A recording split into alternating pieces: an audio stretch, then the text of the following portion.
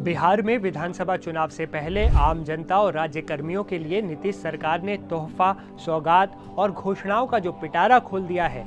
इसी क्रम में नीतीश सरकार की आज आखिरी कैबिनेट की मीटिंग में भी कई अहम फैसले लिए गए, जिसके तहत सरकार ने खजाना खोलते हुए राज्य कर्मियों और पेंशन भोगियों का महंगाई भत्ता 3% तक बढ़ा दिया है। इस अहम बैठक में नीतीश सरकार ने आज कुल 129 महत्वपूर्ण फैसलों को हरी झंडी दी। इसमें युवाओं से लेकर सरकारी कर्मियों का पूरा ख्याल भी रखा गया।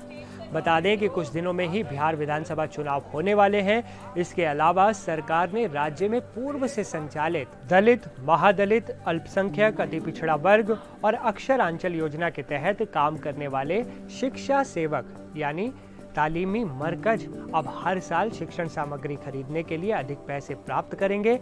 इस पैसे का इस्तेमाल वे किताबें, नोटबुक, प्रिंटिंग स्टेशनरी जैसी चीज़ें खरीदने के लिए कर सकते हैं। इसके लिए पहले उन्हें सालाना जहां 3,405 रुपये मिलते थे, वो अब बढ़ाकर 12,000 रुपये कर दिया गया है।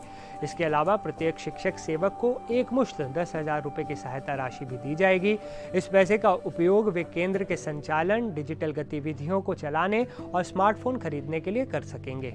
नीतीश सरकार ने कक्षा 9 और 10 के छात्रों के लिए मुख्यमंत्री बालक बालिका छात्रवृत्ति योजना के तहत अब सामान्य कोटे के छात्रों को सालाना 1,800 की जगह 3,600 रुपये दिए जाएंगे। इस योजना पर सालाना कुल खर्च 99.21 करोड़ रुपए होगा। इसके अलावा राज्य सरकार ने कक्षा 1 से 8 तक के छात्रों के लिए राज्य के सरकारी, सरकारीकृत और सहायता प्राप्त प्राथमिक स्कूलों और अनुमोदित मदरसा संस्कृत स्कूलों के सामान्य कोटे के छात्रों के लिए भी छात्रवृत्ति बढ़ाने का ऐलान कर दिया है। आइए अब एक नज़र में डालते हैं कि बढ़ी हुई छात्रवृत्ति पर किस प्रकार से वो है, बताते हैं आपको।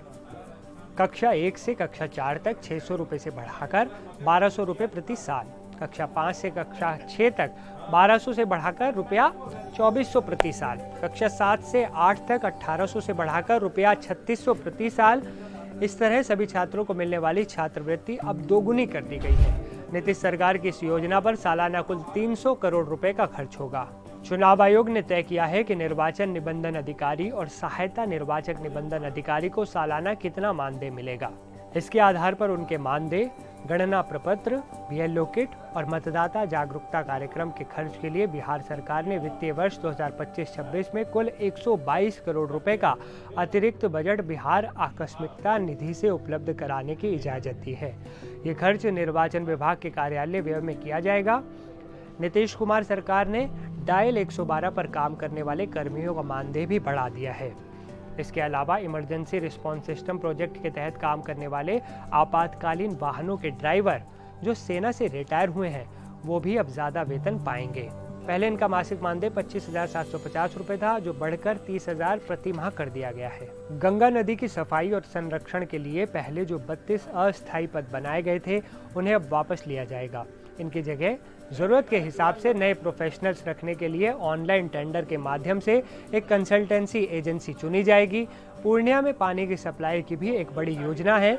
सरकार ने अमृत 2.0 योजना के तहत पूर्णिया शहर में पानी की आपूर्ति की एक परियोजना को मंजूरी दी है। इस पर कुल 284 करोड़ 78,94,489 रुपए खर्च होंगे। इस तरह नीतीश सरकार ने आज कैबिनेट की अपनी आखिरी मीटिंग में 129 महत्वपूर्ण फैसलों पर अपनी मोहर लगा दी है। आप बताइए कि आपको नीतीश सरकार का कौन सा फैसला सबसे ज़्यादा अच्छा लगा। आपकी राय का कमेंट में इंतज़ार रहेगा।